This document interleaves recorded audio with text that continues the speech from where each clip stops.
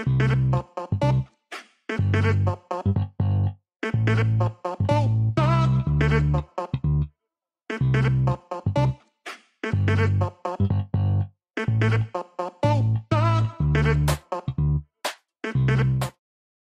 olá! Prof. Beto aqui de volta com você.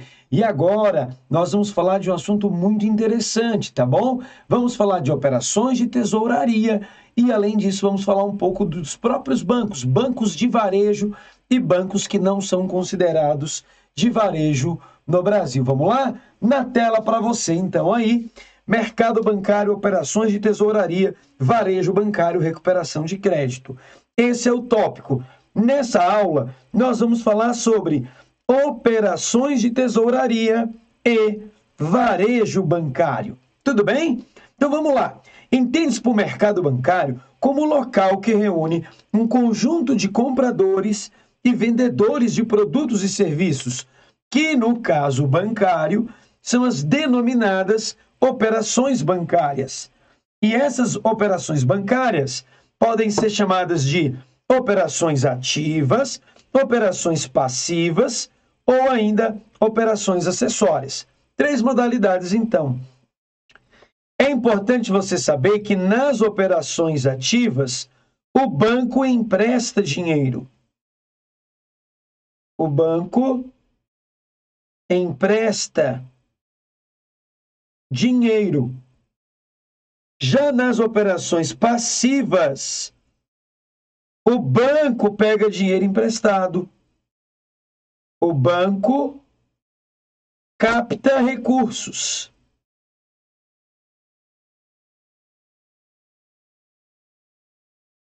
E nas operações acessórias, o banco presta serviços.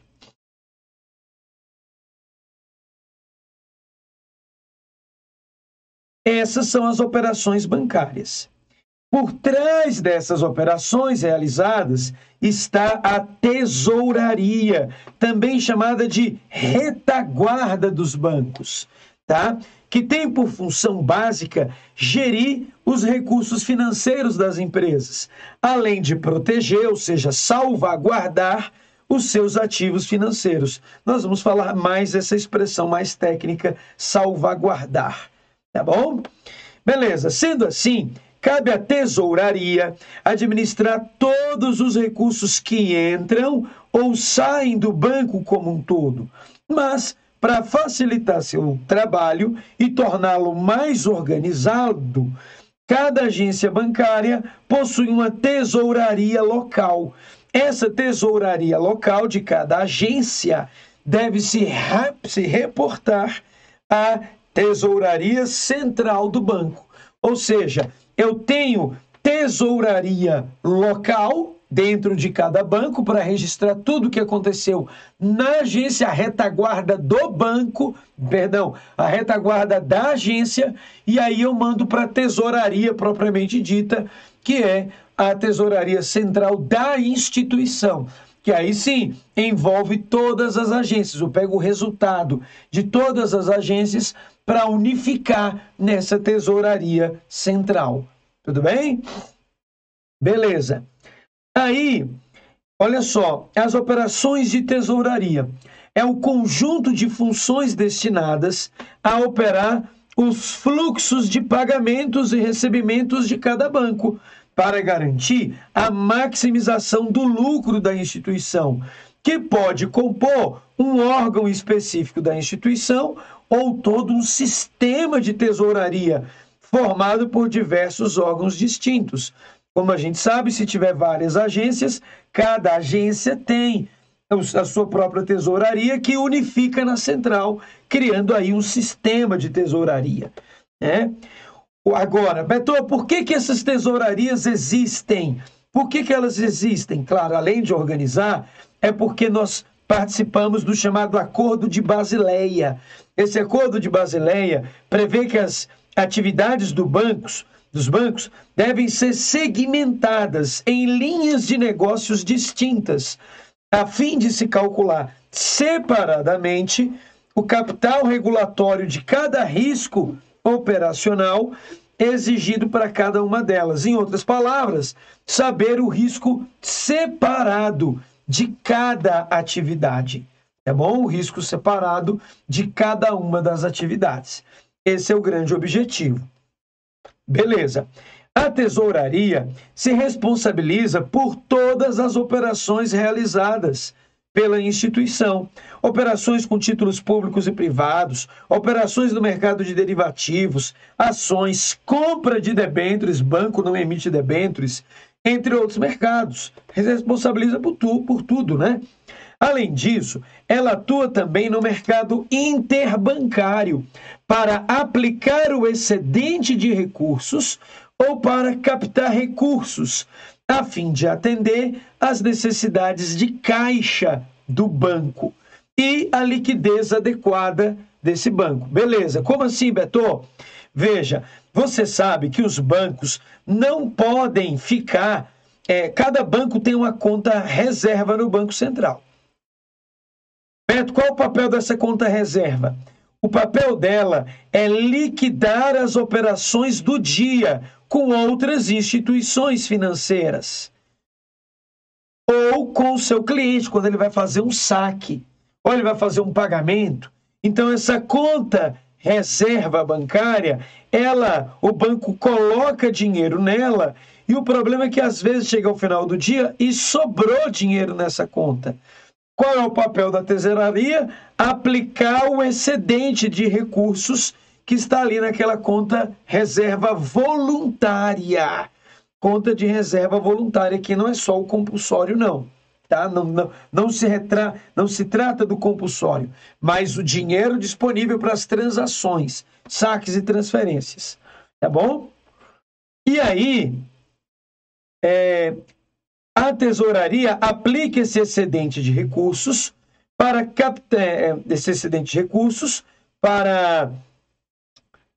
lucrar, né, para não deixar esse dinheiro sem rentabilidade, para ter ganho, ou se essa conta reserva ficou negativa, ele vai captar recursos a fim de atender as necessidades de caixa do banco. Aí ele pega esse dinheiro emprestado com outro banco aqui, ó. Ele pega dinheiro emprestado com outra instituição. Beleza? E assim, essa instituição, ela vai realizando operações para garantir a liquidez adequada ao banco, ou seja, não deixar que ele fique no vermelho. Tá? Liquidez no sentido do banco ter capacidade financeira de pagar os seus compromissos, honrar os seus compromissos, atender seus compromissos é pagar o que tem que ser pago. Tá bom? Uma das funções da tesouraria de uma instituição financeira é prestar serviços a todas as outras áreas da instituição. Essa prestação de serviços envolve garantir a liquidez do banco, fornecendo preços para diversas áreas da instituição que pedem e solicitam cotações, e assim tornando viáveis operações provenientes de clientes por meio da absorção e gerenciamento dos riscos gerados por ela. Em outras palavras, se um cliente está buscando um empréstimo, eu posso ter uma área de crédito do banco que solicita uma análise mais detalhada da tesouraria para saber se uma operação que eventualmente o setor de crédito conceda pode colocar em risco a instituição ou não. Tudo bem? Por isso que a tesouraria pode ser subdividida em até 4 áreas. A primeira área, chamada de banking, é a área que se preocupa com a saúde financeira do banco, com a liquidez do banco mais imediata, que cuida do dia a dia do banco. Ele realiza a gestão e a cotação de operações que geram descasamentos de prazos ou de juros. Beto, descasamento? Como assim? O descasamento ocorre quando um banco, por exemplo, ele vai lá e empresta um dinheiro a juros fixos, mas ele vai e capta recursos para aquele empréstimo com taxa de juros variável. Isso vai gerar um descasamento, porque ele está recebendo juros. Na verdade, ele tem que pagar juros variáveis, que podem ser menores ou maiores. Ele captou em juros, em renda fixa, pós-fixada, digamos assim, com base em um indexador, e do outro lado ele está emprestando dinheiro em renda fixa pré-fixada, ou então ele está, por exemplo, a taxa de juros fixa de, sei lá, ele vai cobrar de juros 12% ao ano. E ele está pagando juros, por exemplo, de 4% mais IPCA ao ano. Ele não sabe quanto vai ser esse IPCA e aí ele pode ter prejuízo. Então, quando tem esse descasamento, a tesouraria tenta, solucionar esse problema. Tá? O descasamento de juros é quando o banco empresta o recurso com taxa fixa e capta com taxa pós-fixada, por exemplo. Tá? A segunda área que o banco faz é a gestão dos ativos e passivos, que é responsável pela gestão da liquidez do conglomerado financeiro ao longo prazo. Cuida da projeção do caixa e pela gestão estrutural e fiscal do balanço do banco. Ou seja, vai fazer a gestão das contas do banco para o presente e para o futuro. Tá? Essa é a ideia, para o presente e para o futuro, evitando assim que o banco possa vir a ter dificuldade financeira. Já a terceira está mais ligada a uma análise conjuntural e até internacional do contexto econômico e do cenário que o banco está submetido. É a chamada área da pesquisa macroeconômica, em que ela centraliza todos os estudos e todas as pesquisas realizadas pelos economistas do banco. O foco dessa área de pesquisa macroeconômica é alertar sobre os riscos existentes em diversos contextos econômicos, além de discorrer, ou seja, de conversar sobre algumas oportunidades que o banco pode aproveitar em outros mercados. Então, é uma área da tesouraria mais voltada para análise de dados macroeconômicos, tanto internos no Brasil quanto externos. Tá? Bom, no jargão do mercado financeiro, a área da pesquisa macroeconômica atua nas duas pontas do mercado, tanto na buy side quanto na sell side, ou seja, aquilo que o banco quer captar de crédito ou aquilo que ele vai conceder de crédito, né? Ou seja, atua na ponta comprada e na ponta vendida, digamos assim. E a quarta é a área de trading, é o que a gente chama de mesa de operações do banco, é onde efetivamente a negociação acontece. O banco busca oportunidades de negócios, visando obter rentabilidades e rentabilidades representativas com a utilização do próprio capital do banco, ou seja, o banco vai pegar o dinheiro dele para maximizar os seus ganhos. Então, a gente poderia pensar na tesouraria como sendo responsável pela administração das reservas e das operações do mercado interbancário e ainda gerir e manter a liquidez das instituições em níveis adequados, maximizando o lucro e atendendo às exigências legais. Função da tesouraria, gestão de fluxo do caixa do banco, administração da carteira própria de títulos do banco, realização de operações no mercado interbancário, contabilização das operações, fazer uma análise e gestão dos riscos financeiros e além de gerenciar o recolhimento compulsório para não ter que pagar multa para o Banco Central, né? Então, convenhamos. Bom, agora vamos falar sobre o mercado de banco de varejo, e aqui eu vou ser bem honesto com você. Eu não achei em nenhum lugar uma definição segura para isso. O que eu vejo é um monte de gente falando muita coisa, mas ao meu sentir, no meu entender, com a minha experiência, eu vou ser bem honesto com você com aquilo que o banco quer com o banco de varejo. Eu encontrei definições, por exemplo, que banco de varejo só atende pessoa física. Não atenderia pessoa jurídica. Eu não concordo muito com essa análise. Eu entendo que o banco de varejo é aquele banco que está em todos os lugares, é que atende o varejo. O que você tem? Venda no atacado e venda no varejo. Quando você fala venda no atacado, você acha que vai vender para muita gente, né? Não. Venda no atacado, você vende para poucas pessoas e que compram muito. Já o varejo, eu vendo para muitas pessoas que compram pouco. Então, o banco de varejo é o quê? É aquele que tem 10 milhões de clientes. Sabe? Se você for pensar, nós temos no Brasil 5 bancos de varejo. Banco do Brasil, Caixa Econômica, Santander. Se você for analisar, Bradesco, Itaú, são as instituições que você vai ter. Então, o Santander, né, ainda realiza operações no Brasil, não da mesma magnitude, mas você tem aí o quê? Os principais bancos atuantes no país. E essas instituições, elas irão realizar operações e possuindo diversas agências Brasil afora. As suas operações são mais centradas na pessoa física? Sim, mas eu não posso excluir pessoa jurídica. Ora, quer dizer que eu não posso ter uma conta na Caixa, uma conta pessoa jurídica na Caixa, conta pessoa jurídica no Banco do Brasil? O Banco do Brasil não é um banco de varejo, então? No meu entender, o Banco do Brasil é sim um banco de varejo, aquele banco que atende uma grande quantidade de clientes, voltado em especial em oferecer transações, oferecer uma conta transacional, uma conta para que você possa realizar depósitos, transferências, pagamentos, pegar pequenos empréstimos, tá? E também atender micro, pequenas empresas, médias empresas até, atendidas por esses bancos. Isso sim é banco de varejo e está distribuído em agências físicas e agora também sendo bancos digitalizados.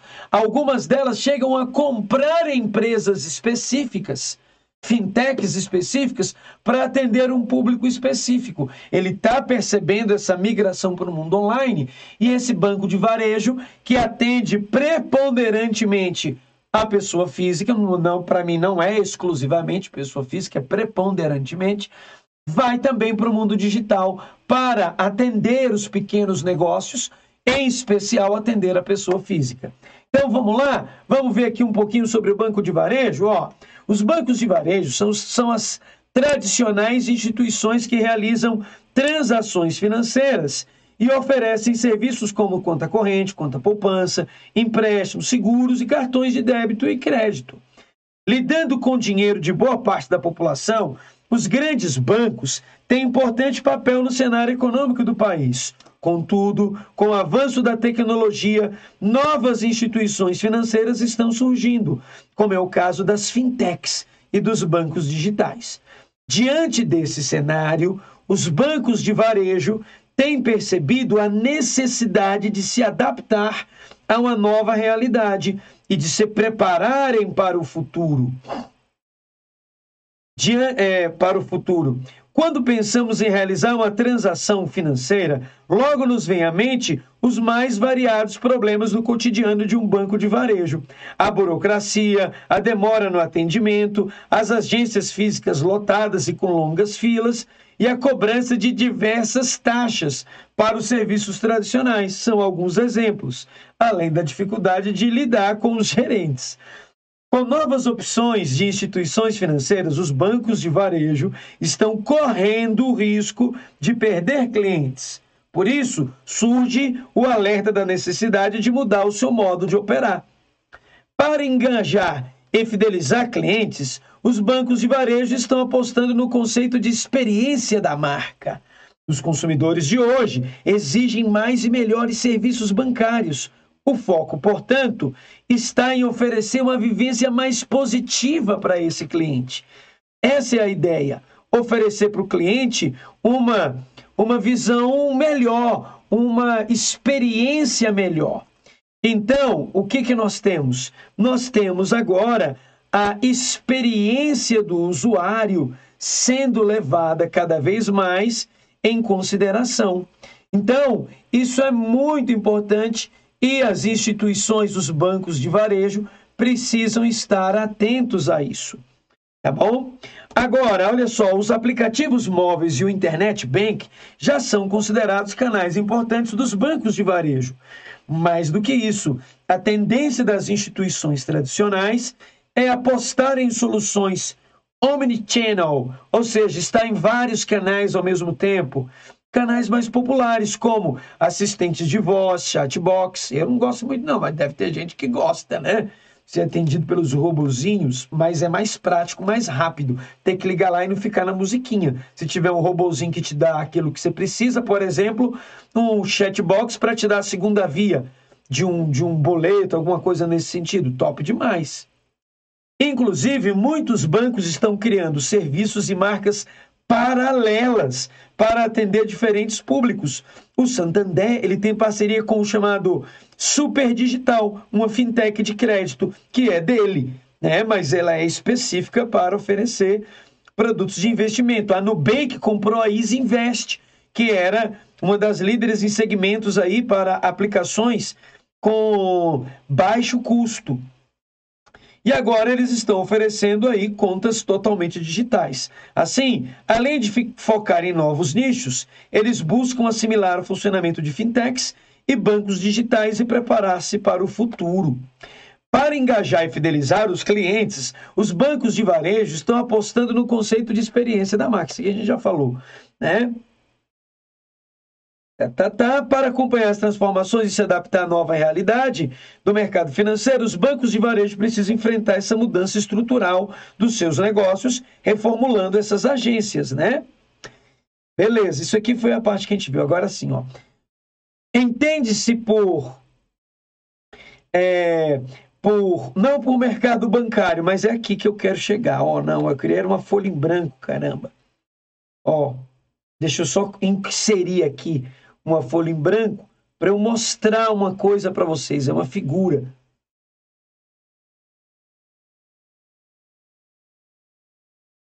Tá, peraí.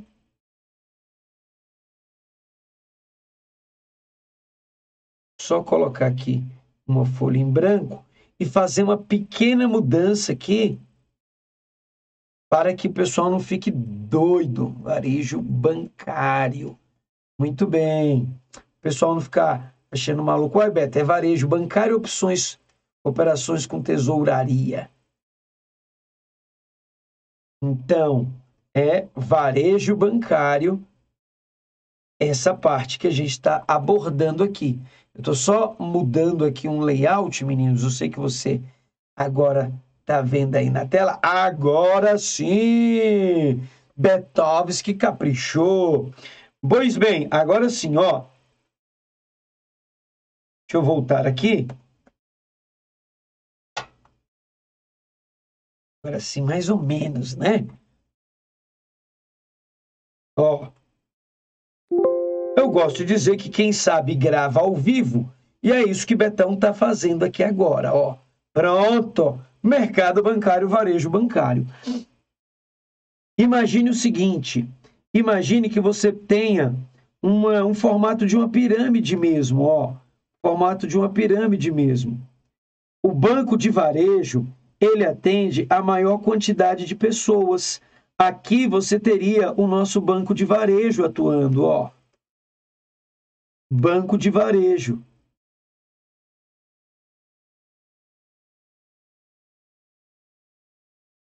Esses bancos de varejo, eles oferecem também alguns segmentos mais especiais, tá? E aí, ele vai ter o conceito de private bank.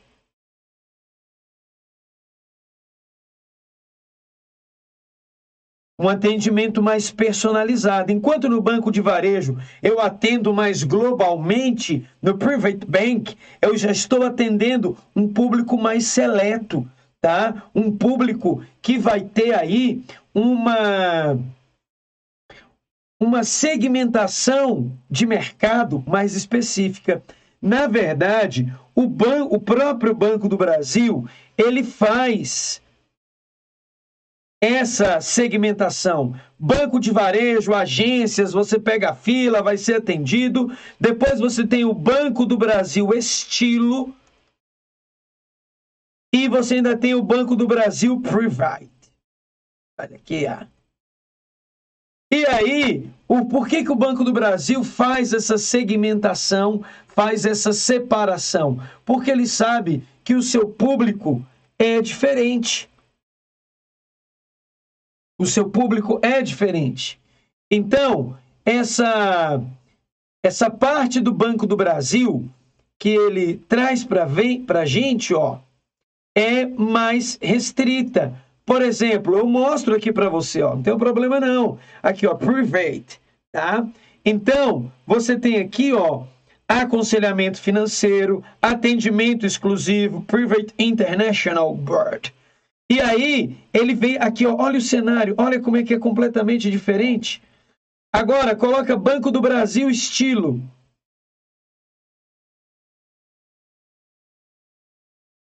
Se você coloca Banco do Brasil estilo, ó,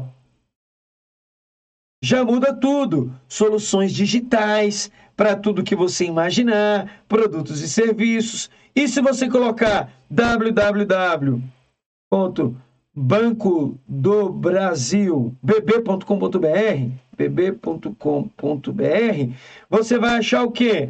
Você vai achar aqui um outro muito parecido. Já não apareceu mais estilo, apareceu apenas Banco do Brasil. Então, perceba que você tem um conjunto de produtos diferentes para cada instituição que você está lidando, que você está aí, portanto, trabalhando com ela. Beleza? Perceba, então, que as instituições irão realizar aí um atendimento diferenciado de acordo com o seu público. Não é que eu vou atender bem ou mal a pessoa porque é do banco de varejo, é um mais personalizado no estilo ou exclusivo no private.